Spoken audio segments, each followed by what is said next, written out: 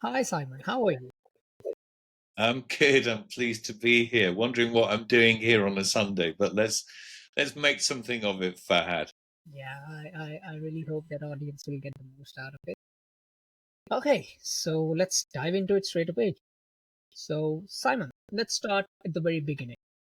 What first drew you to building products and software? I knew you'd ask me a difficult question. Um, well, I had a laptop. I had a lot of time on my hands. Um, it was the kind of mid 90s before the web had really kicked Really? off. Hmm. Yeah, I am actually that old. Um, and as I say, I had a lot of time on my hands. At the time, a laptop, you largely used it for word processing, but there were some interesting other applications. And one of the types of applications that was popular at the time were personal organizers. Personal And organization. yeah, personal organizers used to be called PIMs, personal information managers. And they had kind of calendars and to do lists and all the bits and pieces you would expect. Um, And as a person who's not naturally organized, I thought that was a really great idea. A computer will organize you. Although the challenge was that these personal organizers kind of required you to be really organized to use them. And I thought that was kind of back to front. I thought the idea was it would organize you, not that you had to organize it so it could then help you organize yourself. And so I taught myself programming and I built a personal information manager. It was called MacBoy. And And the, sorry to cut you off. What programming language did you learn? at the time, Macs came bundled with what was called a rapid application development framework. Actually, it wasn't called that, it was called HyperCard. And it was a very powerful tool. It was the first of its kind that allowed somebody with limited programming capabilities to actually create applications. As with all of these things, it sounds simple, and then when you start to use it, it gets very, very complicated if you want to do anything that's actually any good. So I became something of an expert in HyperCard, and I built this personal information manager. As I said, it was called MacBoy, with a specific purpose, which was that it was easy to use, which might sound strange, but that was the principle behind it. And it was very popular when it was released. There were a lot of people who liked the more formal organizers, but the informality of the way that MacBoy worked was enjoyed by a lot of people. And interestingly, with the Insight project that we're working on, it's pretty much the same. We know from the work that we've done that 25% of the world like to organize themselves. They put a lot of effort into it. They get a lot of benefit from it. And the other 75% are like me. And they don't actually want to put a lot of effort into it, but they don't mind being more organized if it's easy. So the principle behind that original software is the same as what we're doing today. Original software went out on cover-mounted CD-ROMs on Mac magazines and so forth, and people used to send me a check if they wanted the pro version of it in the post. This was before the web. So I used to come down the stairs in the morning and there'd be a nice little pile of envelopes, and I would go down to the bank and I would live my life. So that was a shareware developer in the day. And that's where I Interesting. started. That's where I started. Okay, so you kind of gave me a small picture of how it was like back then. I just want to point some things like how was programming back then? Because today when we program, we have all these packages available right away. We just need to install it and have dozens of tutorials as well. We just kind of get directly into programming. So how was it? Was it same back then as well, or was it the process was different? Was it difficult? How was it? I think the biggest difference was the languages were very similar. Okay, so MacBoy was programmed using HyperTalk, which is very similar to JavaScript. But in terms of how you taught yourself, the difference was that you went to a bookshop and you bought a book. I Good. mean, everybody forgets there was a way of doing these things once upon a time. Yeah. It was called a bookshop. You went and bought a book, and you took it home and you read it. Hmm. Not something that's done quite a lot these days, you know. It's actually not that hard. It's really straightforward. Yeah. So, okay. So, what drew you into programming? Like, were you always into computers, or maybe you studied programming in school? What drew you back then? Because it wasn't trendy, yeah, for sure. It was a new thing, right? Um, I was always curious about computers from when I was young. I mean, a young, say, teenager. Um, Computers at the time, I'm not even going to describe them because that would give away my age. But they certainly didn't sit on a desk at home. Um, I actually studied engineering. I actually went into the film and television industry because that's what you do after engineering. That makes a whole bunch of sense. Um, I went into the film and television industry, and it was actually, and that was the early part of my career. I actually started to properly play with computers in the early 90s when Macs became just about affordable. And that's when I bought it for writing, to be honest. But it came with HyperCard, which was a programming tool, and that's where I taught myself. Makes sense. And about this hypercard, how did you use it? Like, how do you use it, hypercard? Because people today, even me, I don't know what that is. So you said it's a tool. How do you use that tool? Is it a physical tool or something? No, it's quite literally, you fire up HyperCard and it presents you with a blank card, and then you can start to add fields and buttons and foreground and background layers. You can add more cards. You can add scripts to the buttons directly, add scripts inside the fields directly. So you have a field with some text on it, and then you can open the scripting component for that field, and you can add a script to the field itself. You can do the same with the button, so that if you interact with the text field, the actual code in the background is watching what you're doing and processing whatever you're doing in whatever way you want it to do. Same with the button. If you want a button to do something, you open the button, you wrote the script for what that button did directly into the button. You could open the script for the card itself and put a card in there. It had a message path. It was basically, it's hard to describe, but it was kind of like the web, but without any connectivity, if that makes any sense.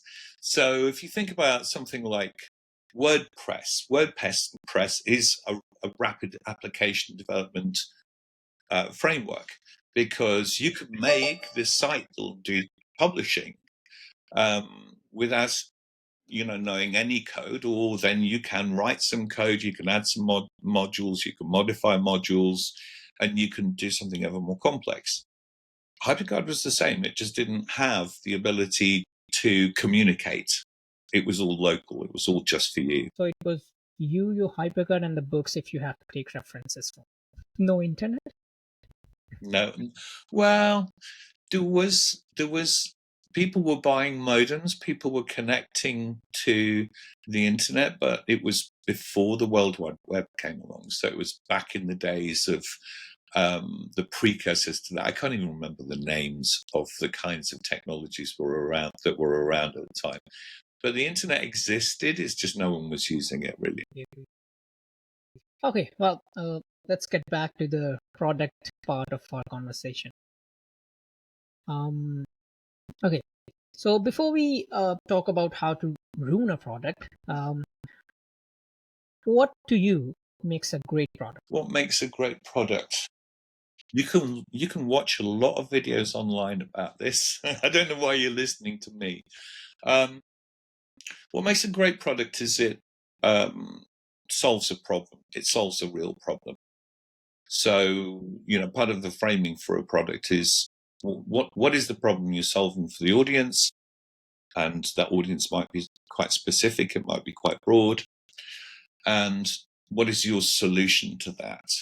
So a good product is a solution for a problem. But I think that it goes a little bit more than that. I think if you're going to produce a truly great product, you kind of have to reimagine what the problem really is. So rather than being too specific, you really have to stand back and understand what the bigger problem is and address that. So, I mean, the world is full of products, and we're not just talking about software, we could be talking about anything. But a good product is a solution to a problem that's been reimagined. So, okay, so since we're at it, what do you think should be the first step? Okay, so you identified a problem in the society, and now you want to maybe cater it to software or whatever. And what do you think should be the very first step after after identifying a problem to move towards creating a product? Well, the textbook answer to that, and I have to say I agree with it, although very few people do it, is to go out and talk to people and ask them whether they actually agree that that problem exists, agree that that problem is real, and talk to them about the what if. If I was to produce a solution that allowed this, you don't have to be particularly specific about how it does it. But if I was to solve that problem this way, would that be of interest to you? Yeah, but again, so okay, so does financial factor at the very beginning of of creating the solution matters? What, whether you can make money from it? Yeah, yeah, in that sense. I mean, it's an interesting question. If people are willing to pay for something, then that means that it has value to them. And so, really, it's the wrong way to. It may be the wrong way to ask the question. So, if you have got people who identify with the problem and agree that your solution is an interesting, novel, different, powerful, whatever word you want to use, way of solving that problem, then the money will follow. I don't think that you have to determine initially exactly what they would pay or how many would pay, how many wouldn't pay but would still use it. So I would say no, don't think about the finance piece to begin with. Concentrate on whether or not you are actually solving a problem that people identify with. So entrepreneurship is more towards solving a problem, maybe providing a solution, and then kind of when you get the grasp of it, maybe you can think of the other stages later. Yeah. Mm. Okay. Yeah, makes sense. Product first, money second. Yeah. Okay. So, is there a first memory of you? Maybe there's a first memory you have, maybe early in your career, or a product completely failing. What did that feel like? Well, you'd have to be talking about a product that I was involved with. So, yeah, I've got one that comes to mind if you want to know. So, we're early 2000s, and I was responsible for rolling out a very large web property. It was a multi-region kind of community and news portal that spanned the UK. It was being paid for by a radio company, broadcast company that had regional stations all the way across the UK. So far, so good. And we were, building a content management system. We were hiring content managers. We were putting them in these radio stations all the way across the country. And that was taking time and it was costing money. And senior management were getting bored. And they took a call from a couple of people who were touting what was going to be the real answer to the web, right? So forget web browsers. So they turned up and they pitched this product to senior management. And basically what the product was a three-dimensional web browser. Okay, so hold your breath, a three-dimensional web browser. So they had, I don't know, licensed some gaming engine or bought some gaming engine and had it modified so that you could create an environment like rooms, corridors, stuff like that. And then you could put web pages on the walls. And the idea was that the way that you navigated a website was that you, like you would in a game, you went round from room to visit the different web pages. And that's not all. That wasn't the really cool bit as far as these guys were concerned. The cool bit was you could have furniture in the rooms. And I get demonstrated this. Senior management completely bought into the idea and say, you've got to see this, Simon, you've got to see this. So I go into this room and they demo this for me. And I did not know which way to look. It was the stupidest idea I had ever seen in my life. But senior management who are quite a bit older than me, who were like, this is it. It's a cross. Websites are boring. This is exciting. And I'm like, what is exciting about having to go from room to room using the cursor keys on your keyboard to get to different pages in a website? They said, well, it's amazing. And you can have furniture. And I'm like, I really need to leave the building. So that So, was the worst. I was associated with it. Fortunately, I actually took them out of it, but I was briefly associated with it. but how did you tackle the problem? Like, how did you solve it? What was How the did immediate? how did I solve? I solved it by talking them out of it. No, but okay. So what other solution did you present, or how did the company, like, in what direction did the company go? The solution had originally been a website that you viewed in a browser like any other website. And so my solution to the problem was to demonstrate to them that what they were talking about, what they were getting excited about, wouldn't work. And so what I did is I said, okay, let's run an experiment. You like furniture. And one of the senior managers was like, yeah, I'm imagining this room and we've got the web pages on the walls. And in the middle of the room, there's a Lexus. I'm like, a what? He goes, a Lexus. We've talked to these guys who developed the software. We can have the model of Lexus. It can open doors. We can be selling this. Lexus could be paying us to have their car on a display in the middle of the room with our website on the walls. I'm like, okay, I'll be really interested to see that.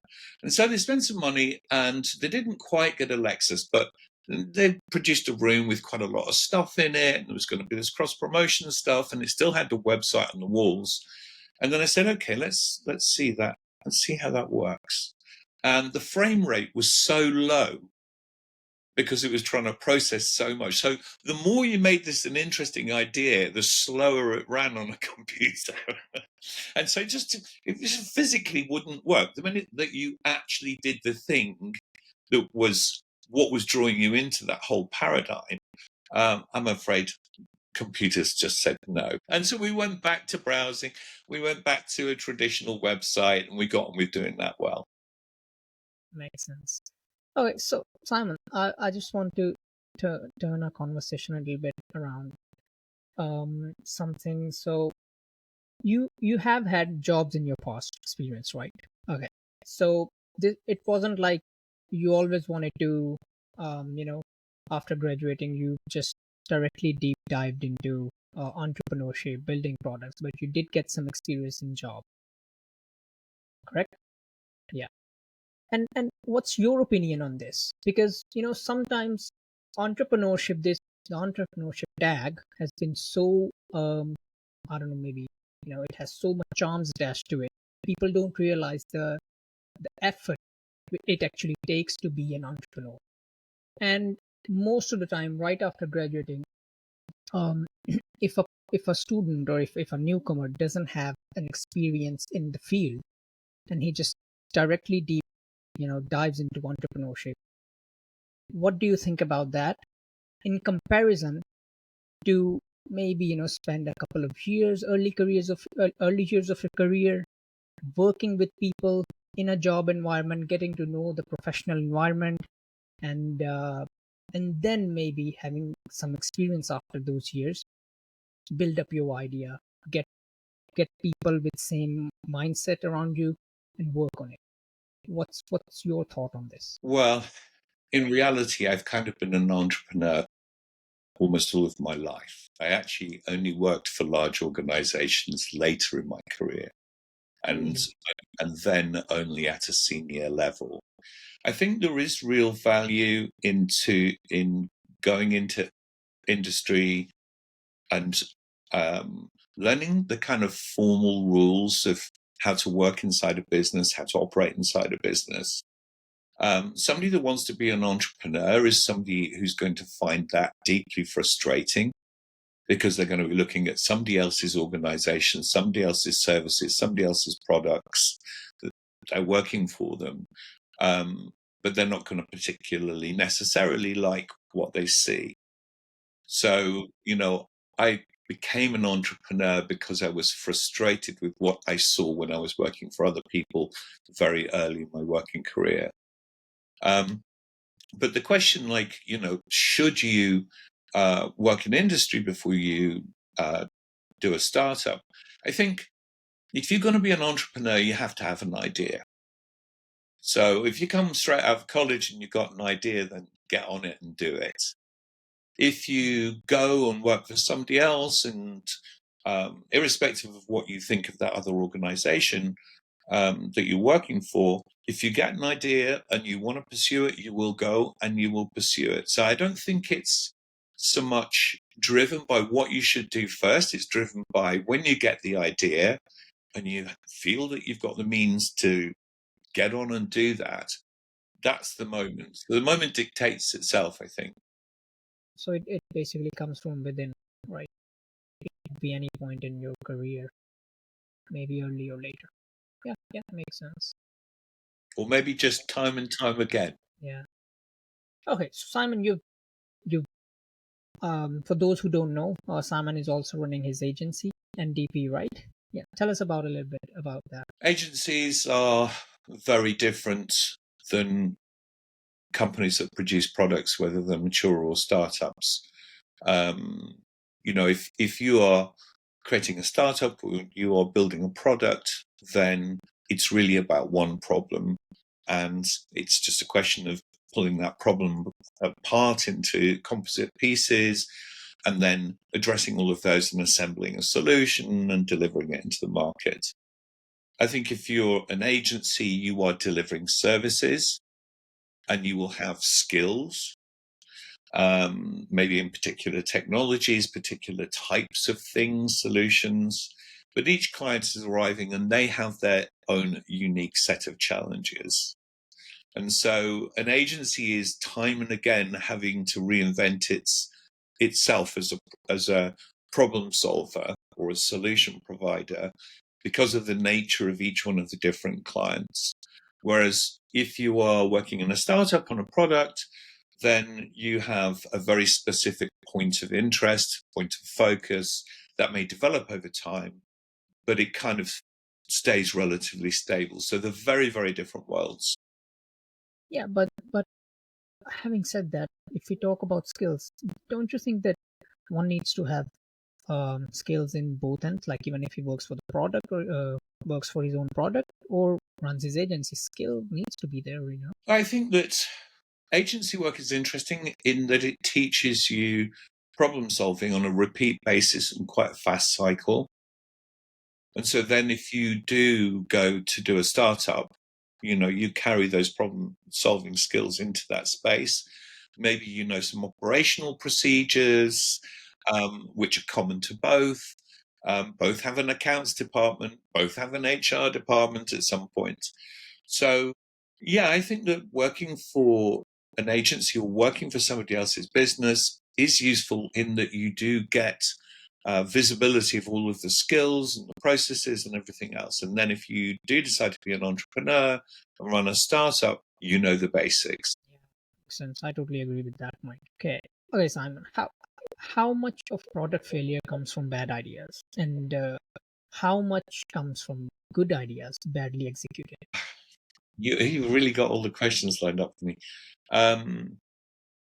I think the answer to that is probably that a bad idea is not a product in the first place. You don't necessarily realize it at the outset, but at the point at which you realize that the product you're thinking of is a bad idea, it's no longer a product, because a product is something that the market wants to take from you. And, if you are in a situation where you're realizing that perhaps there's a competitor in the marketplace that you're trying to target, you realize that they can probably adapt their product upon seeing yours to capture what's special about yours, then you've got a bad idea on your hands and you don't have a product because you won't be able to compete. You might design something and your initial conversations with people about problem solution all went well, but then when you put it together you start to discover actually it's not quite so straightforward, and the way that you're realizing your solution, even though when you just talked about it in broad terms with people they were responsive to it, the actual product, as it turns out, is not something that they would find easy to engage with or want to engage with. So, a bad idea, you may not know that you've got a bad idea from the get-go. In fact, if you know you've got a bad idea from the get-go, you should stop.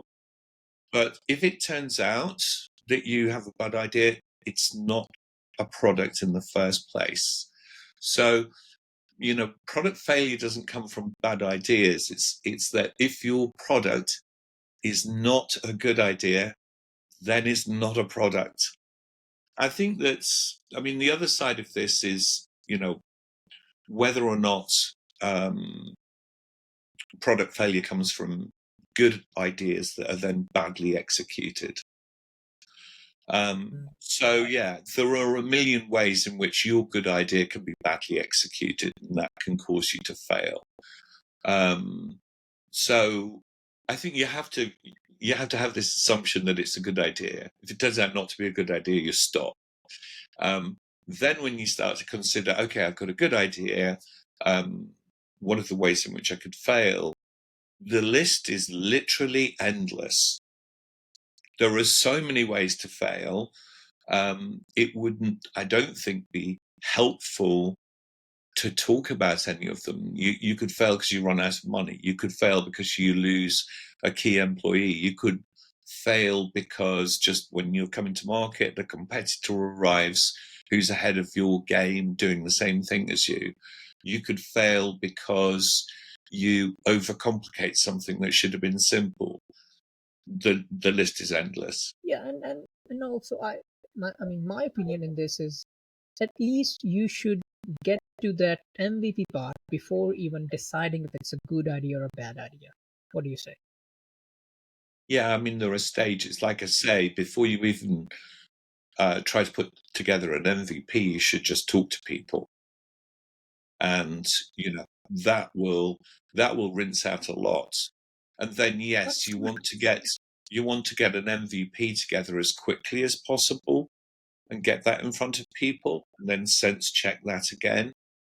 Definitely. Yeah, but sometimes okay, suppose you're talking to people, but they're just not within that mindset of yours, and maybe you're talking to the wrong audience. That's not the audience for the idea you have in your mind, and you don't know how to get to that audience. But if you build an MVP, maybe there's a chance you can just get the right audience for your product, and maybe they're ready to fund it or use it or subscribe to it. You're right. Steve Jobs famously said, never listen to users. So he was a big concept guy, who had the resources to push through to finished products and then reveal them and then see what the response was of the public. It is true that if your initial problem solution, if you have a vision, and maybe we'll get to that later on, but if you have a vision for a product and you really feeling that vision and you don't seem to be able to get other people to engage with it, then you will go and build an MVP in order to get back in front of people to better prove or demonstrate to them that you have a vision that they might engage with. So I'm not playing down the importance of an MVP. An MVP is a critical step. It's a very difficult step because you are essentially putting an unfinished product in front of people, not something you're necessarily proud of. And, they may be taking a view on it because it's not finished. Whereas what you're trying to do is explain to them the basic principle. So there's a lot of complexity at every stage in terms of how you understand and process the feedback that you're getting. And talking about MVP, you think marketing plays a pivotal role in it? Say again? Marketing. Do you think marketing plays a pivotal role in it? Like in building an MVP or even getting the audience to know about your MVP? I think that I think two things. At the point at which you are circulating an MVP, that will be before you are spending any money on marketing. All right. So you're not going to market an MVP. So marketing comes later. You need to understand with the MVP whether you've got something worth marketing. That's the catch, right? But how do you That then expose the product to the audience publicly? well, so let's take it stage by stage. So you're going to build an MVP based on your solution to a problem. And you are quite literally just going to go and find people one on one, and you're going to put that MVP in front of them and say, would something like this work for you? So you are not advertising on Google. You're not advertising on billboards. You are going around friends, family, colleagues, anybody that will talk to you, because it doesn't cost anything and because it's one on one, and you can really gauge what people are, how people are responding. So marketing as a kind of activity, as a business activity, comes much later. There is one thing I would say though, that you kind of have to have a marketing mind from the outset. So one of the biggest problems that can come in with a startup is that you develop a product and you have not thought about how you're going to market it. So you build this thing, you think it's really great, and then you give it to the marketing guys and go sell that. And they're like, no conversation, no involvement from the beginning. You have to understand your marketing story almost from the origin of the product. So while you might not actually be doing any marketing, you are constantly rehearsing how you would market it. What kind of messaging would you use? What kind of associations are you going to create? What kind of audience are you thinking of talking to? All of that has got to be on your mind. Right. So it's more like, I mean, these days, I don't know about the old days, you can you can tell about that, but these days I think it's more about getting your story out in open in the public, like so they can relate to it, the struggles you've been through. That kind of automatically converts into the marketing scheme. What do you think? Yeah, I mean,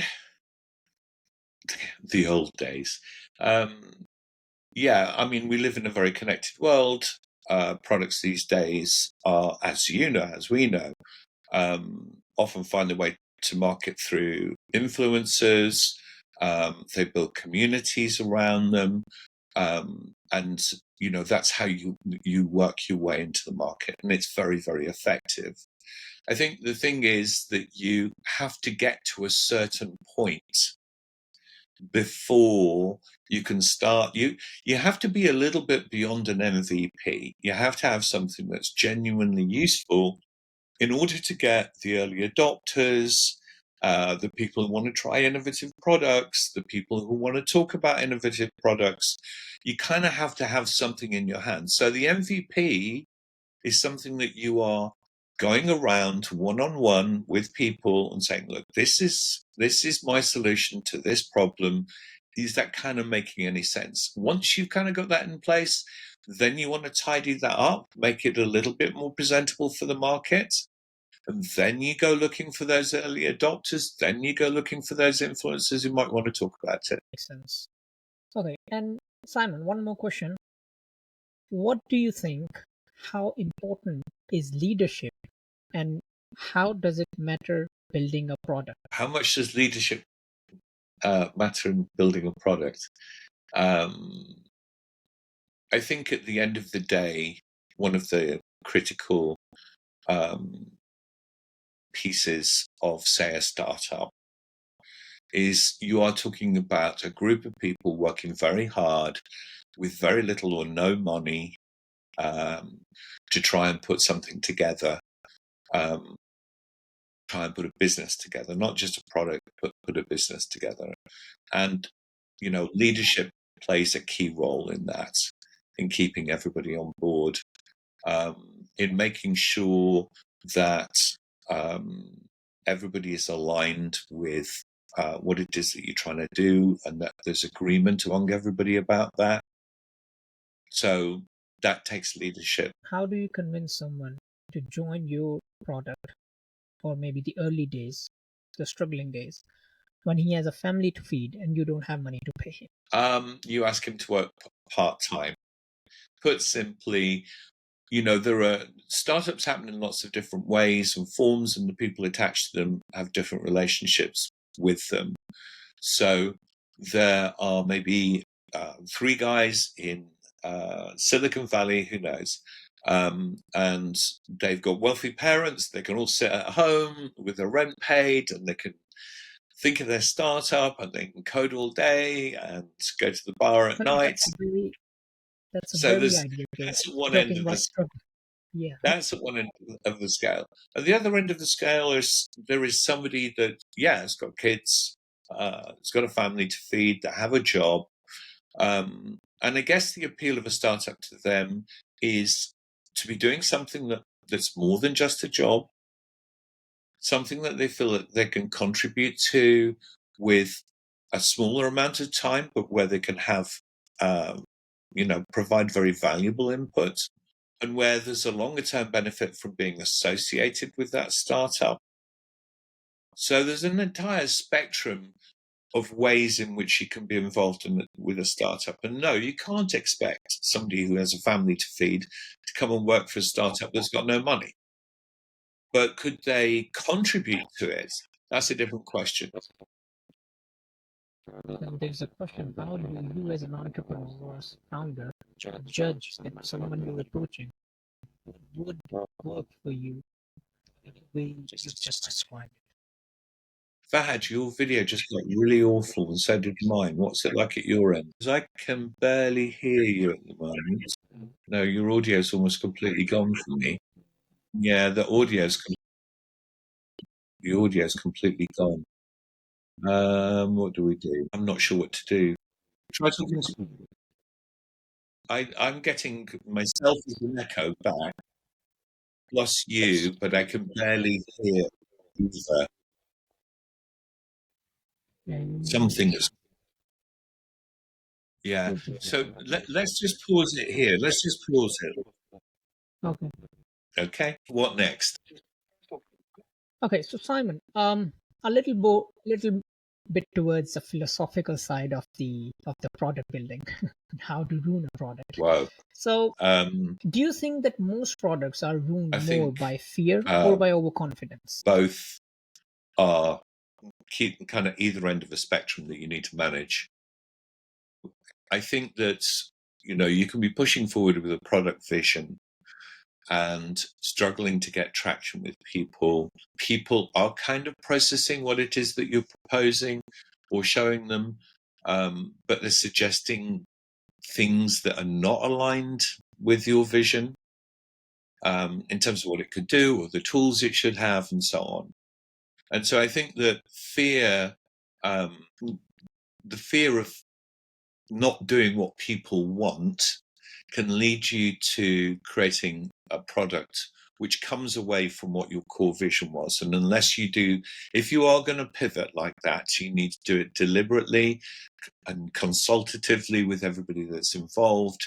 And, it's fine to do that.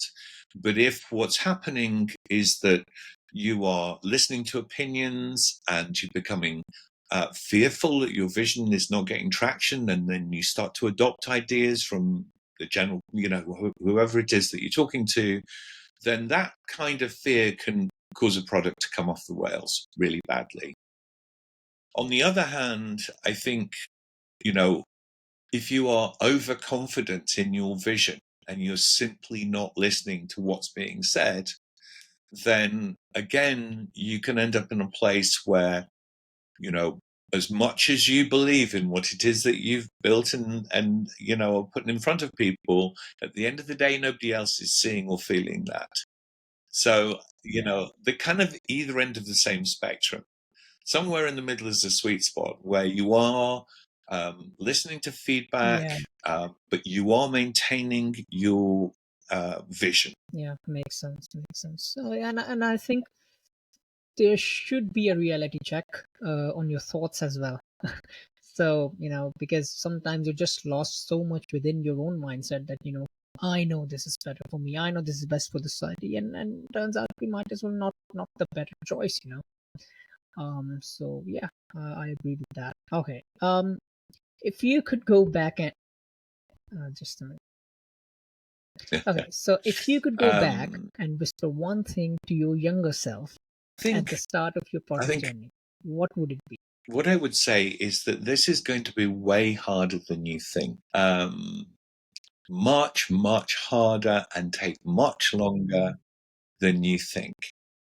The other side of the coin is that journey will be Mhm. better than you think. When we set out Yeah. with Insight, for example, you were saying my younger self, I was a bit younger. I had no idea it was going to be this hard. I also had no idea that the journey ahead of me included sitting on this call with you. I did not know that it would include having 1,000 Pakistani students sign up and apply for internships. I had no idea about all kinds of aspects of the journey that we've been on. So yeah, to put it simply, it's going to be way harder than you think, and it's actually going to be much more interesting than you think. I have no choice. I mean, it's this or a So day the job, question is, would you do it and again, I'm Simon? not very good at day jobs. So would I do it again? Yeah, absolutely, I would. But again, it doesn't come down. But now, knowing everything that you've been through, Yeah, would you do it again? All the struggles and all the hardships and all the risks and all the losses you've yeah. bared, I like the would you do it idea. again? I'm passionate about the idea. Maybe an entrepreneurial mindset since the beginning. Because yeah, because I remember I was watching this interview of NVIDIA CEO. He would he Well, maybe and he's I think maybe he's similar question smarter and was more asked to him, and he successful said than me. no, he wouldn't. But I guess it's maybe okay. So for anyone listening who is building their first Biggest piece product of right now, advice: what's the biggest piece of advice you'd give them to you have avoid to be being? very clear in your mind about the difference that you want to make to people's lives. Good products, better product is not really what this is all about. You plan on making a difference to people's lives, and you need to be super clear about that, because at the end of the day, that is the biggest motivator you can have. Yeah. Okay. Okay. I think let's talk about a little bit about Pakistan as well. What do you say? Because the questions are not written in the first episode, but I want to basically, since you mentioned it, I just want to highlight a little bit about Pakistan, um, so the audience can relate to it. It's very Okay, Simon. interesting. So you're working with Um, Pakistan and it's Pakistani very exciting. students now. Um, How's your experience going how do so I far? explain? In the early stages of the product development, we were, of course, largely talking to people who were Europe based, Westerners, as we call them, and they are a good bunch, but they're also quite. What's the right word? I've got to find the right word now if I had. They're a little jaded. What we found in Pakistan is a huge amount of enthusiasm, um, really strong work ethic, um, you know, real excitement about being part of something, um, pretty much everything that you could wish for if you were out looking for engagement. And we reached out, with the emails that we sent to influencers. We reached out deliberately beyond Europe. We did that because we wanted to get engagement. We wanted to be different. And that was different. And what we found was really strong engagement. And for a startup to get engagement is one of the most important things. Yeah, no, that's really exciting to hear. And what do you think about the talent that you've so you I for the audience, Simon is working with, I think, more than 2 dozen students now, Pakistani students. Yeah, and so how do you find the skill set? How do you find the work culture, and just generally, if you had to Um, pick it's not a maybe, fair I don't know, question. I think the one from the the West and one the from thing Pakistan, about what would be the your students in choice? Pakistan is that they are easier to engage with because they are eager to do internships, be involved with the real business. Um, as I say, in Europe, in the West, you don't quite get that level of engagement. So if I had to pick between the two, after the experience that we'd have, I would pick the students in Pakistan. Absolutely. Does that mean that ultimately we don't care about students in Europe? No, not at all. We have actually had a whole bunch of students in Europe who have been working on some aspects of the platform. We have, I think I've said to you, been working with the Innovation Lab at Bristol University, where we've had students there looking at some of the more detailed problems that we've got on the platform. I've forgotten the original question now. I think you answered the original question. So yeah. Um. Okay. So just another one other thing. Do you think exposure? How did you find the exposure of Pakistani students? Because essentially, I think we're engaged with most people who are from their last semester still in universities, or some even haven't even touched universities yet. So, what are your views on the exposure they have so far, and is it really, like, does it Um, contribute to the product? Does it the does it most prove to be important thing about beneficial working with for the interns is professional people like you? understanding that there has to be a trade. And so what we're trying to do is give them experience of real world business and to upskill them in terms of the way that they need to manage themselves in those environments. Because we're putting that investment into the interns, they are correspondingly engaged with what it is that we're doing. And the results in terms of the work they've produced are very good. There are always stronger players and weaker players. And that's business. That's always the case. But it has been much more successful than I expected. I expected it to be reasonably successful. I think where I am at the moment, I can see it being very successful for both sides. Okay, so Simon, last question. What is your vision for the next 6 months with the Well, product, the insight, and with students in Pakistan that are the vision with involved the in this product is to get to a point where we have a strong conversion from registration to active user. We still have a situation where a lot of people are registering, they're not understanding the product, and they're not becoming active users. So solving that's the problem we have to solve. So it's not to do with tool set, not to do with the product itself, it's to do with people understanding what the product is and actually using it. I think that in terms of with the students, I think the students can help us solve that problem.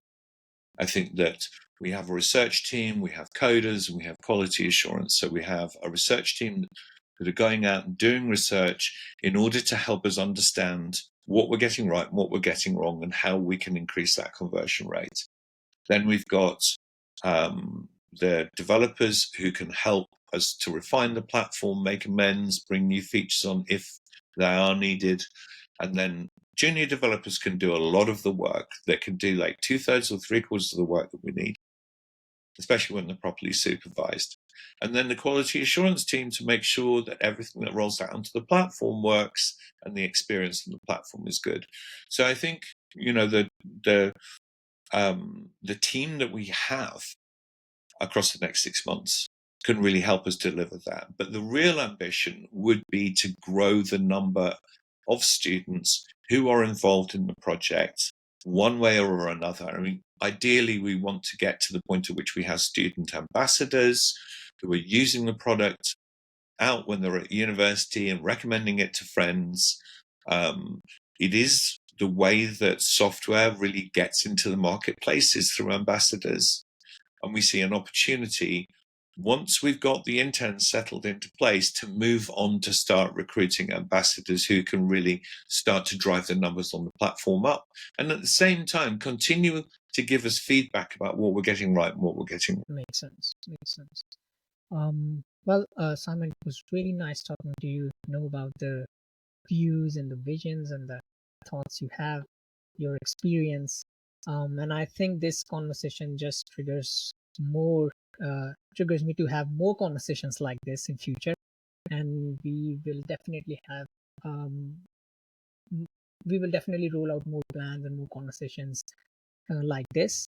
And yeah, thank you so much for making yourself available, and putting yourself and your experience out to the audience. And I think, and I hope that audience, the viewers, have also gained a lot of knowledge, and how it was like back Pleasure. then programming and how it is like now, and you know how it's like and it takes to build a product. Look forward to the Um, next opportunity to speak.